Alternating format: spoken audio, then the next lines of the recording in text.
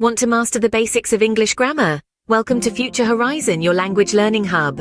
Today we're embarking on a fascinating journey exploring the essentials of English grammar. We'll be venturing into the realm of parts of speech, breaking down sentence structure, delving deep into verb tenses, and steering clear of common grammatical mistakes. Now imagine grammar as a toolbox. Each tool or part of speech has its unique function, and it's vital to know when and how to use them. We'll dissect nouns, verbs, adjectives, adverbs, pronouns, prepositions, conjunctions, and interjections, each playing a pivotal role in the language construction process.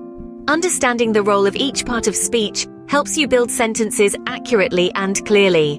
So buckle up, language enthusiasts, as we set off on this exciting grammar expedition. Stay tuned, because we're just getting started. Knowing how to arrange words and phrases is essential for creating meaningful sentences. It's like putting together pieces of a puzzle, where every piece has its place. In English, we primarily use two basic structures to build our sentences. The first one is a simple structure that includes a subject and a verb, often abbreviated as SV. The subject is the person or thing doing the action, and the verb is the action itself. For instance, I run. Here, I is the subject, and run is the verb. The second structure adds an object, making it subject plus verb plus object, or SVO. The object is the person or thing that the action is done to.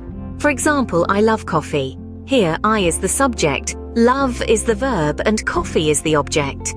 With subject plus verb, you might say she sings. With subject plus verb plus object, it becomes she sings a song. Understanding when an action happens is key to effective storytelling. This is where the magic of verb tenses comes in. Let's break it down into three basic tenses: the present simple, the past simple, and the future simple. The present simple tense is used to express habits, general truths, and repeated actions. Think of a sentence like, I read every day. Here the verb read is in the present simple tense. Moving on to the past simple tense, it's used to describe actions that are completed, finished, or happened at a specific time in the past. I read a book yesterday. Here the verb read is in the past simple tense. Finally, the future simple tense is used to talk about actions that will happen later. A sentence like, I will read a book tomorrow, employs the verb read in the future simple tense. Each tense conveys a different time frame, allowing you to express actions accurately. Being aware of common grammatical mistakes helps in refining your language skills. Let's begin with subject-verb agreement. In English, the verb in a sentence must agree with the subject in number. For instance, the cat chases its tail, not the cat chase its tail. Next, incorrect word usage. Words sound similar but have different meanings, like accept and accept. Use them correctly to convey your exact thoughts. Moving on to run-on sentences and sentence fragments. A complete sentence has a subject and a predicate. Avoid writing fragments like, because she was late. Also, run-on sentences like, she was late, she missed the bus, need a conjunction or punctuation to break them up. Lastly, misplacing apostrophes. Remember, apostrophes indicate possession or contraction, not plurals. It's dog's toys, not dog's toys.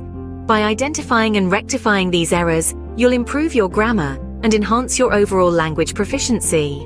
That's a wrap on our Grammar Essentials lesson. Today, we've journeyed through the fundamental aspects of English grammar, starting with the 8 parts of speech, moving on to sentence structure, exploring verb tenses, and finally, discussing common grammatical mistakes to avoid.